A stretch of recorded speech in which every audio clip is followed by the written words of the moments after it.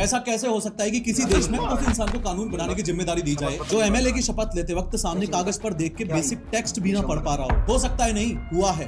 Welcome to India. हाल ही में बिहार असेंबली का एक नया सेशन शुरू हुआ जहां न्यूली इलेक्टेड एमएलए को शपथ लेनी थी। वहां जेडीयू की एमएलए विभा देवी जो नवादा सीट से जीती हैं, जब माइक पर शपथ लेने आई तो वो सिंपल हिंदी के वर्ड्स तक ढंग से नहीं पढ़ पाई। मैं विधानसभा के सदस्य निर्वाचित हुई हूँ।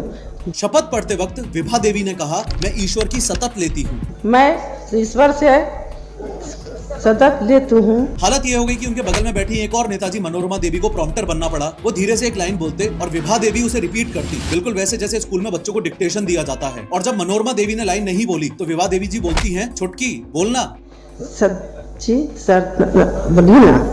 अब देखो, यूं तो हंसने की 100 बातें हैं, तुम इस पे मीम बना लो, मजाक उड़ा लो, कुछ भी करो, पर मैं चाहता हूं कि तुम इस बात की गंभीरता को भी समझो कि अपने देश में हर दूसरे नेता की यही हालत है। इस देश में एक चपरासी की नौकरी करने के लिए 10th पास होना जरूरी है, लेकिन पूरा स्टेट या देश चलाने के लिए पढ़ा लिखा होना जरूरी नहीं है। आज भी नेता अपने देश में चुनाव सिर्फ इस बात पर जीत जाते हैं कि वो कास्ट पॉलिटिक्स और दबंगई के दम पर कितने वोट्स इन्फ्लुएंस कर सकते हैं। ये नेता लोग जो मेरे लिए बजट और कानून डिसाइड करेंगे, अगर ये खुद की शपथ तक ढंग से नहीं पढ़ सकते तो मैं कैसे मान लूं कि ये कानून को ढंग से पढ़ पाएंगे, समझ पाएंगे और आम जनता के वेलफेयर को दिमाग में रखते हुए उसे इंप्लीमेंट कर पाएंगे। दिक्कत 10वीं या 12वीं पास होने की नहीं है, दिक्कत लैक ऑफ साइंटिफिक टेम्परामेंट और अनएजुकेटेड होने की है।